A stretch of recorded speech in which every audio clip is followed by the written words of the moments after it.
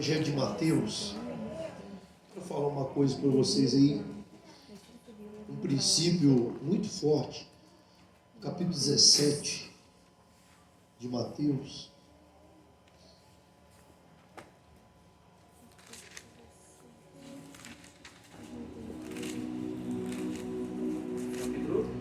Capítulo 17 do Evangelho de Mateus.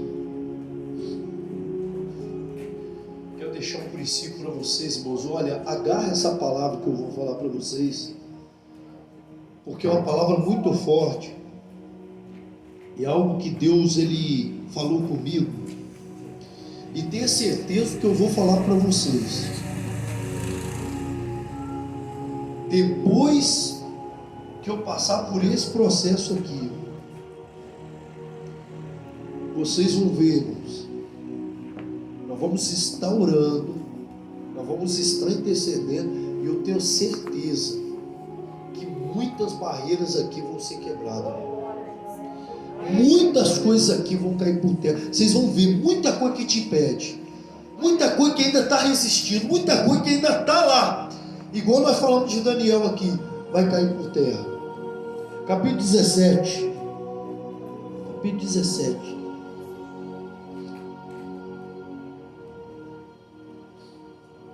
Eu vou ler, irmãos, a partir do versículo 17.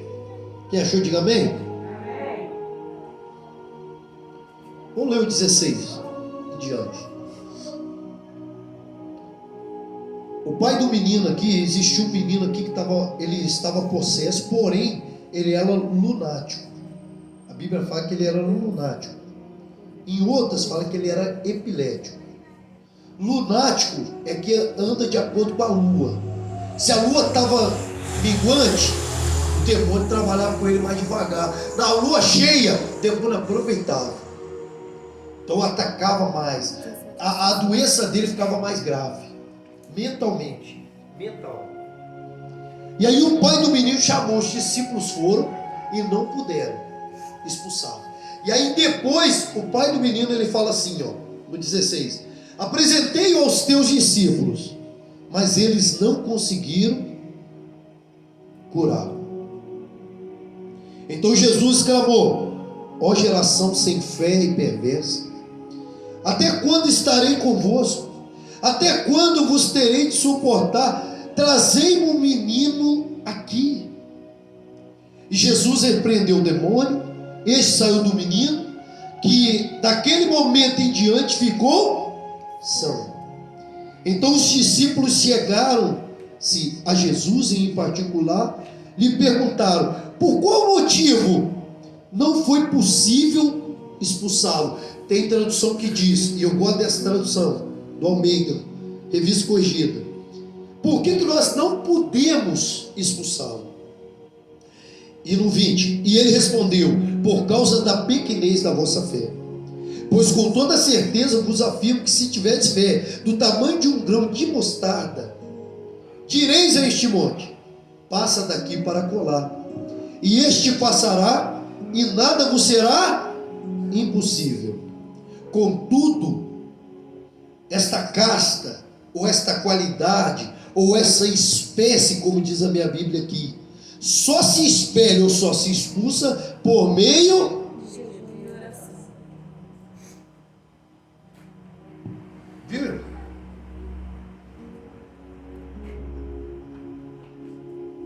Pegou?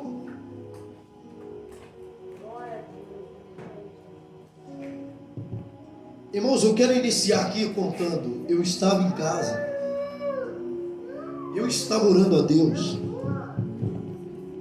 e pedi a Deus, para Deus me dar uma direção, para que algumas barreiras caíssem até na minha família, para que Deus transformasse. Eu já falei isso para vocês. Um dos maiores milagres que existe não é a cura de um câncer. O maior milagre que existe não é a pessoa receber um carro novo, uma boa casa. Isso não é o melhor milagre, nem o maior milagre. O maior milagre, porque isso é fácil, porque você está tratando com coisas inanimadas. Um câncer, ele não pensa assim, ó, então eu estou aqui, mas eu quero estar aqui. Não, ele instala ali por uma fraqueza, se alimenta e ele desenvolve e come o corpo. Um carro, ele aparece e vai, ele não tem vontade de parar. Agora, o maior milagre é quando uma pessoa é transformada. O coração é transformado. Porque como você vai mudar uma pessoa que tem vontade própria, irmão? Como você vai conseguir fazer isso? Uma pessoa que tem desejos. E Deus, Ele respeita o livre-arbítrio de todos nós, irmão. Por isso que a nossa vida é feita de decisões. Por isso que nós fazemos decisões a todo tempo. Porque se você decidir ir, amém. Se você não decidir, amém também.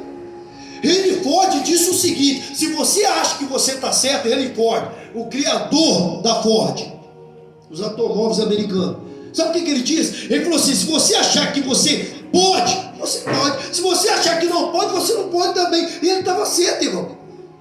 Ele estava certo. Se você achar que não pode, é uma crença sua. Se você achar que não, é uma crença sua. Então tem muitas pessoas que creem o que quer. Eles decidem o que querem. Então é difícil transformar pessoas assim. Então esse é o maior milagre que existe. É quando Deus vai e transforma uma pessoa que está com você. É uma pessoa que está do seu lado, uma pessoa que foi contra você, uma pessoa que está te odiando até mesmo hoje. Eu falei para vocês, lá no serviço, quase todo mundo, eu olhando lá e avaliando, e todo mundo me falando, tinha muita gente que não gostava. Tinha muita gente que era contra mim. Eu falei semana passada, muita gente era contra. E eu falei: meu Deus, misericórdia, deve ser ruim mesmo para todo mundo assim não gostar de mim. Eu falei: meu Deus do céu. E falou: fulano não gostava de você, ciclano não gostava. E eu não, também eu não gostava. Eu falei: misericórdia. Mas irmãos, às vezes isso acontece. Às vezes você não precisa fazer muita coisa para a pessoa aborrecer ou não gostar de você. Às vezes você não precisa ter muita coisa para a pessoa invejar você. Tem pessoas que invejam a outra só pelo jeito da pessoa ser. Só pelo jeito. Tem pessoas que são muito caladas, a pessoa, ela é mentira. Não, a pessoa é calada, irmão. Ou, ela é muito alegre. Tem pessoas que ela fica incomodada com a sua alegria. Então, isso aí, irmão, é a vontade e a decisão de cada um. Por isso que Deus chega para o povo de Israel e fala assim: eis que põe diante de vós. O povo de Israel estava seguindo a Deus, só que eles começaram a misturar muitas crenças de outros povos. Aí Deus chega e fala assim: eis que põe diante de vós o caminho da vida e o caminho da morte.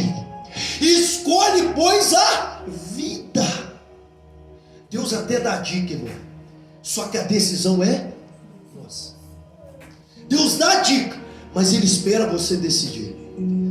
Então, eu buscando a Deus e falava: Senhor, o que está acontecendo? Meu Deus, transforma, converte, trabalha nos corações, liberta. E eu orando a Deus. E aí o Espírito Santo de madrugada falou comigo. Ele chegou até a mim, irmão, eu ouvi uma batida da porta, batendo na porta, literalmente. Só que era porta de madeira. Lá em casa não tem porta de madeira. Falei: meu Deus, dá muita vida. E eu acordei, né? E bateu. Eu falei: misericórdia, misericórdia. E bateu de novo, e bateu de novo. Aí eu fui lá na porta, olhei no portão para ver se tinha alguém de madrugada. E o cachorrinho lá chorando, acho que é por causa do frio. Chorando, cachorrinho pequeno. E eu voltei. Quando eu fui deitar de novo, o Espírito Santo, ele falou comigo. Falou assim: meu servo sou eu. Eu estou querendo te colocar aqui um princípio, porque a barreira está diante de você, mas para ela cair, precisa que você faça esse princípio para que ela caia, porque a resistência está demais. Falei: meu Deus, o que eu preciso fazer? E o Espírito Santo falou isso comigo: entre num propósito de jejum e oração. Em jejum e oração. Falei: meu Deus, Ele faça isso. E aí, irmão, amém. falei, meu Deus, Deus me transportou para essa palavra. Falei, olha, os discípulos, eles foram para aquele menino, não conseguiram, e o Senhor ensinou para eles. E eu aqui, irmão, sem mais delongas, que eu já falei muito aqui dessa passagem, eu só quero te aplicar esses 3 princípios aqui que Jesus está falando. E eu quero contar uma experiência que o irmão teve. E ele passou para nós. Olha como Deus é bom. Nessa mesma semana, Deus falou comigo. Deus colocou uma pessoa diante de mim e contou a minha experiência para mim. Olha como Deus faz. Deus, ele fala, confirma e reconfirma aquilo que ele fez. Deus faz isso. Às vezes você está lá, você sabia que Deus está falando com você hoje, Deus está te entregando algo. Você pode chegar na rua, de repente alguém lá na padaria, no mercado, alguém pode chegar para você e trazer uma bênção para você lá dentro. Mas isso é a resposta do quê? Do que Deus está falando com você aqui hoje.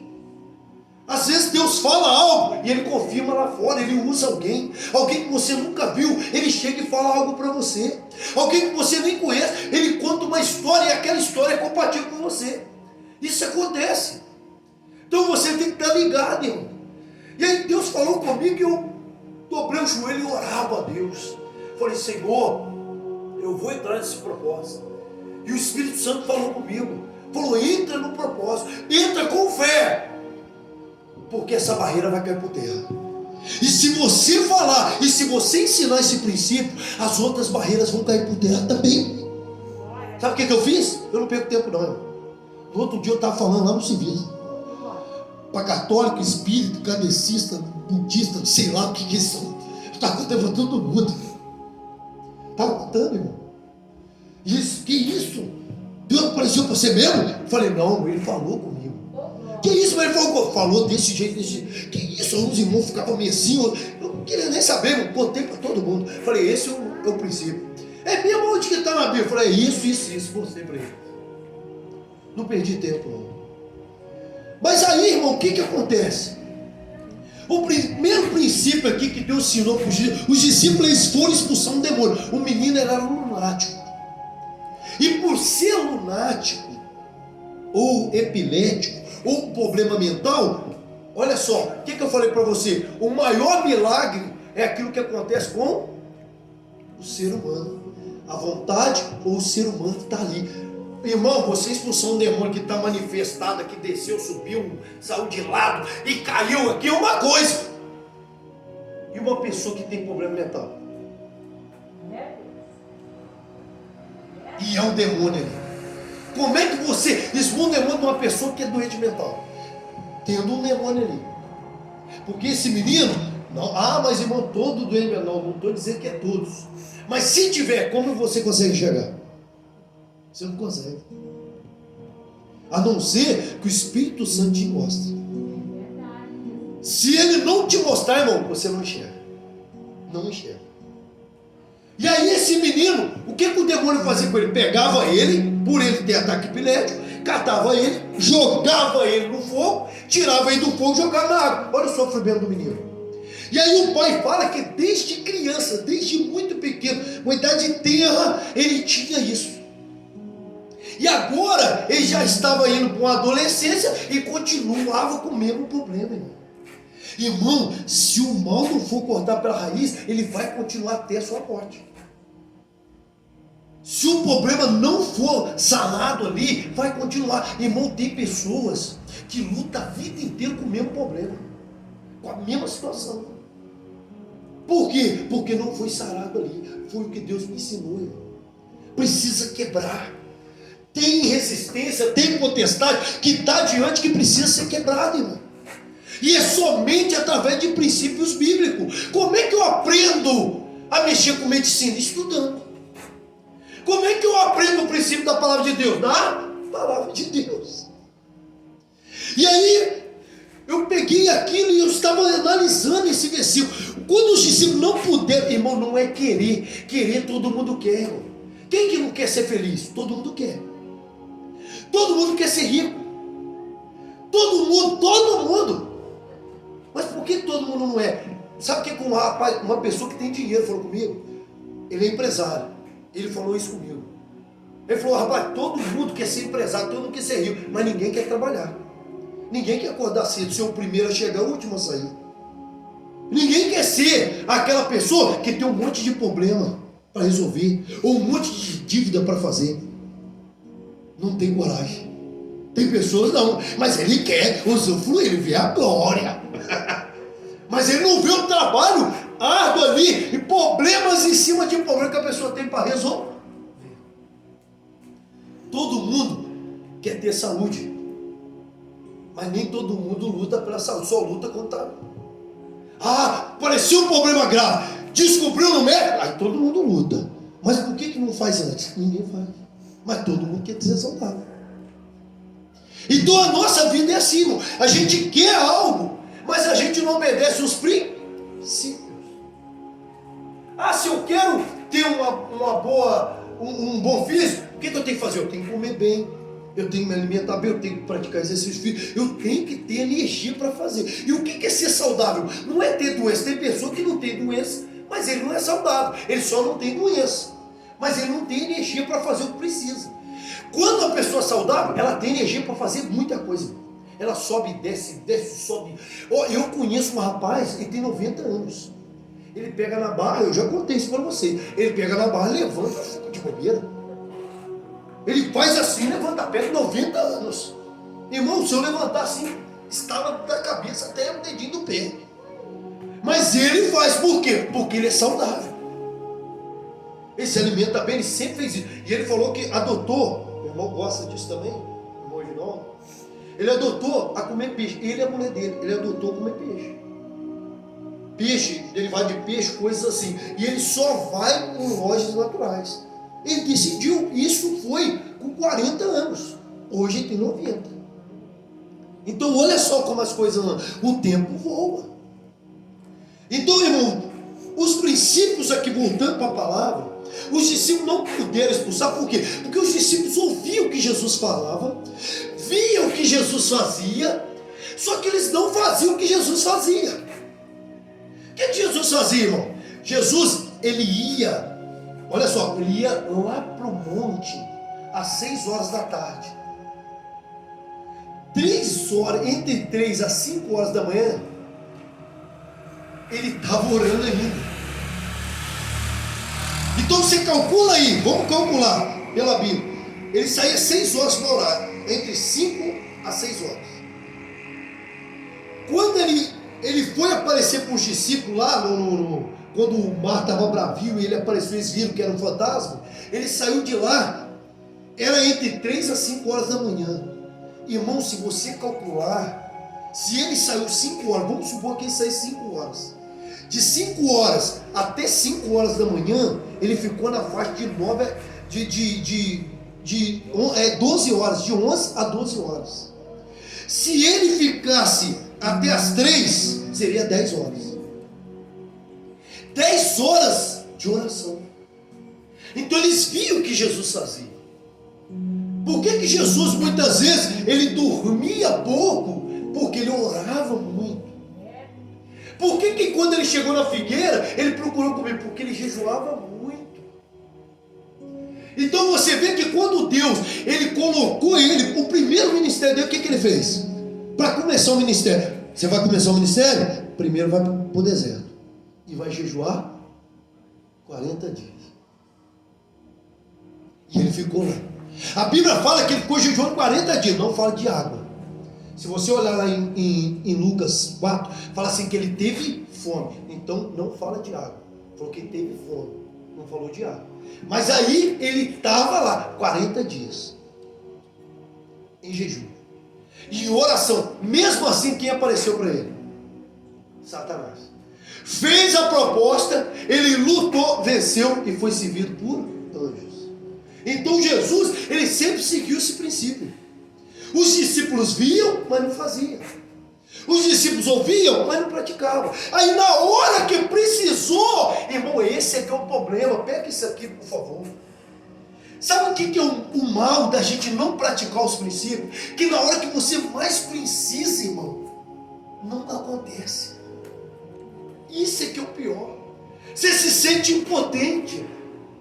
Você se sente ali com como nada ali na hora.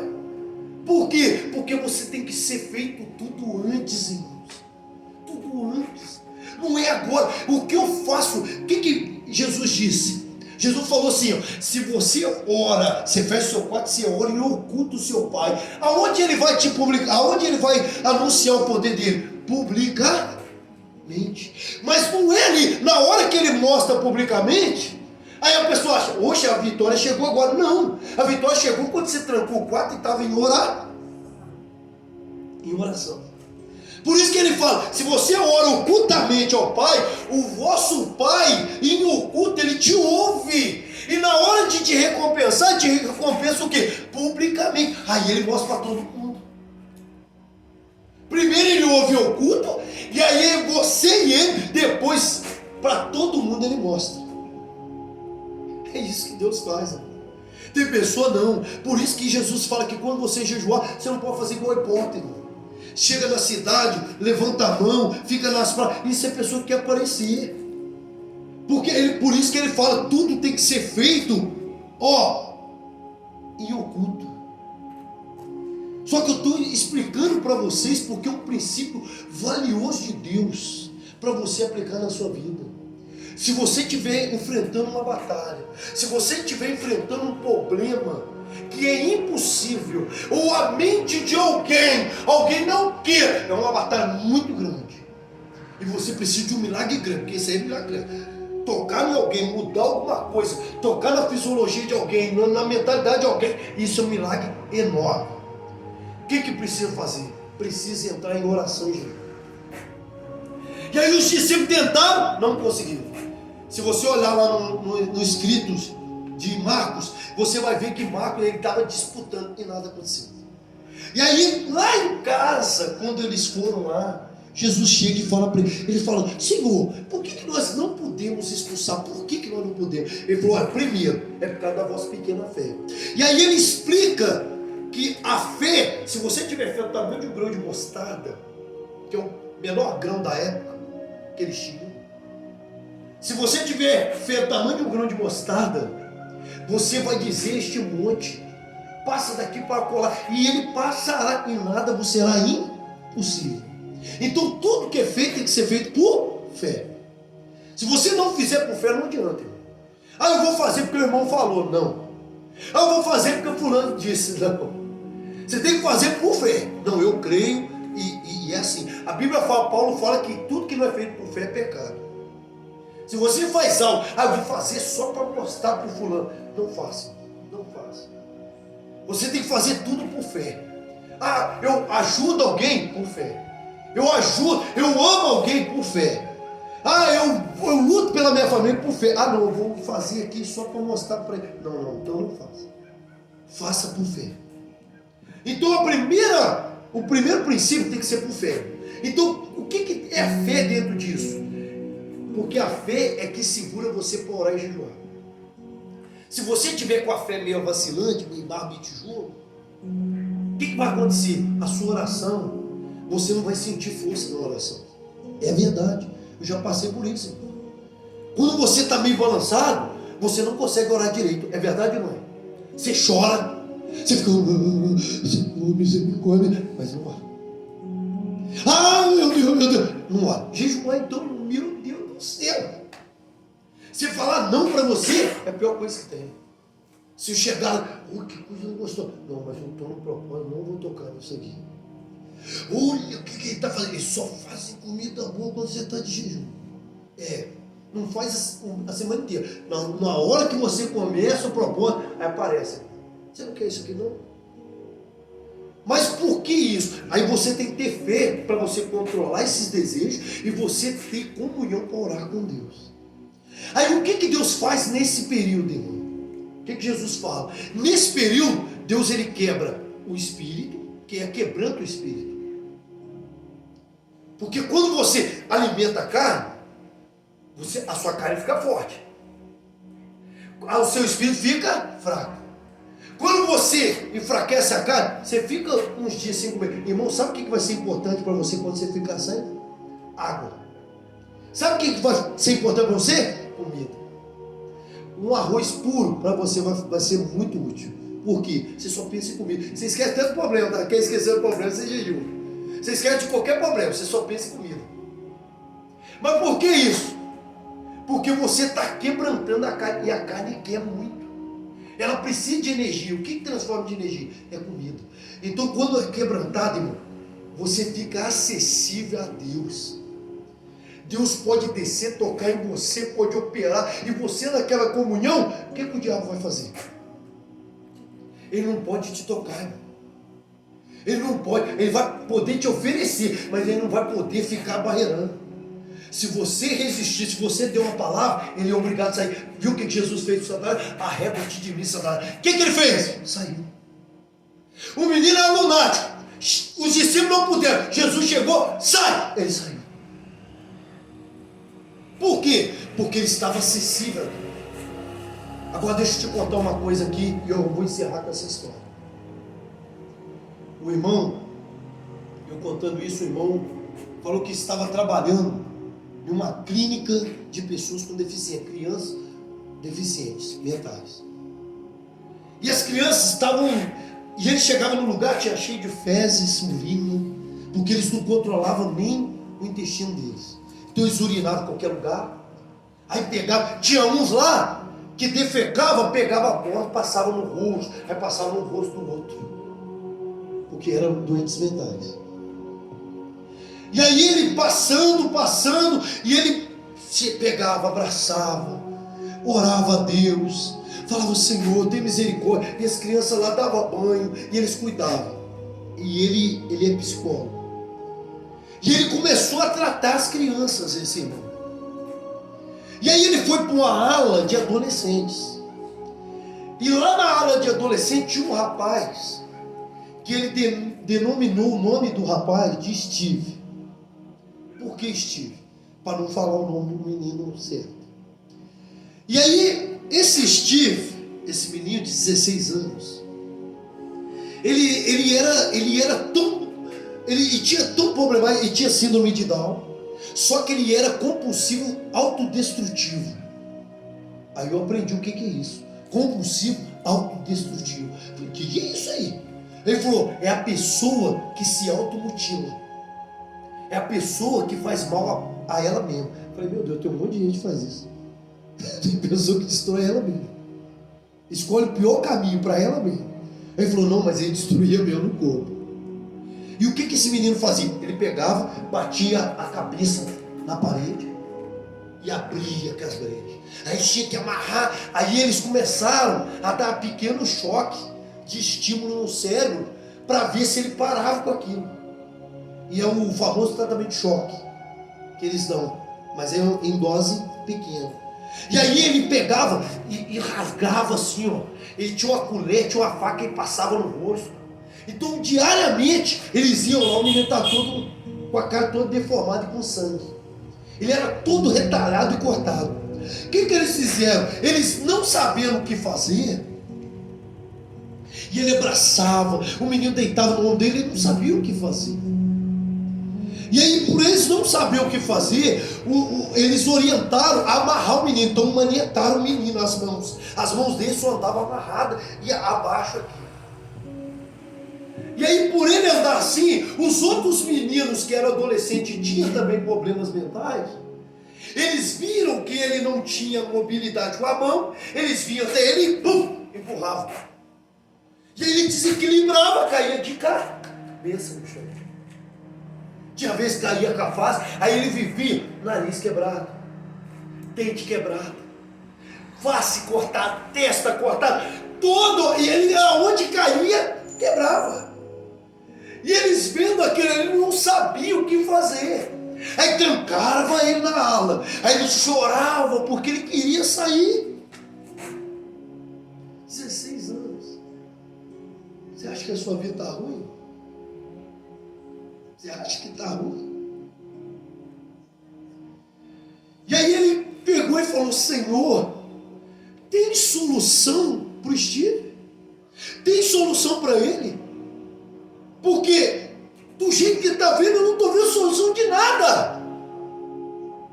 E aí Deus foi e falou com ele: O Espírito Santo veio até ele, irmão, como falou comigo. Olha que coisa interessante. Falou: você quer quebrar a barreira da vida de Steve? Ele quer. Você quer curar ele? Quero. Então ore e jejum. Ele falou: que isso, Senhor? Orar e jejuar? Ele falou: meu Deus, um monte de gente fala que não precisa jejuar, mas orar até oro. Mas jejuar? Eles falam que eu sou cancelado. Tem gente que acredita nisso. Até hoje. Não, você está cancelado.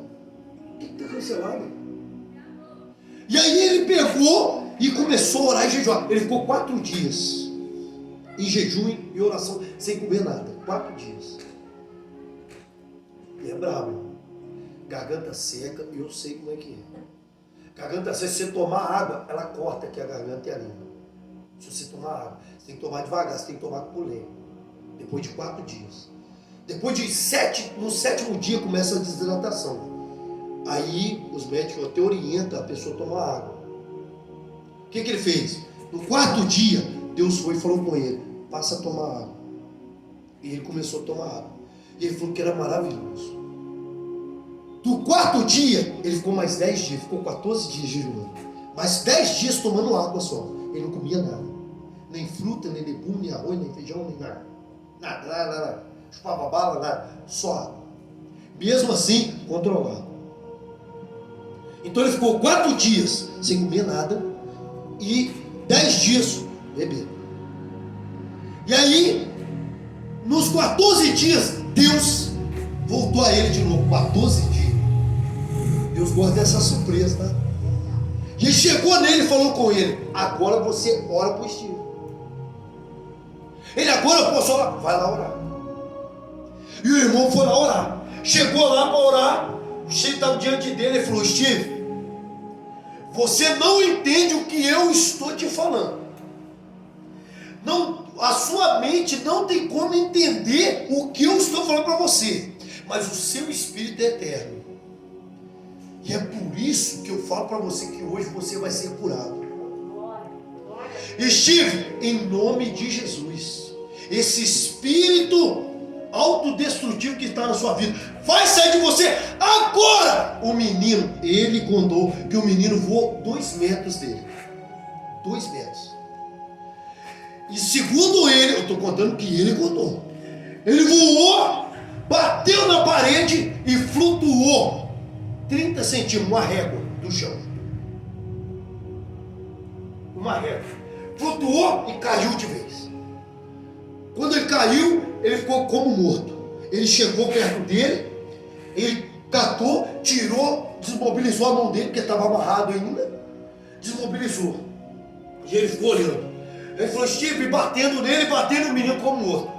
De repente o menino, pum, abriu o olho e falou assim: tio, eu estou curado.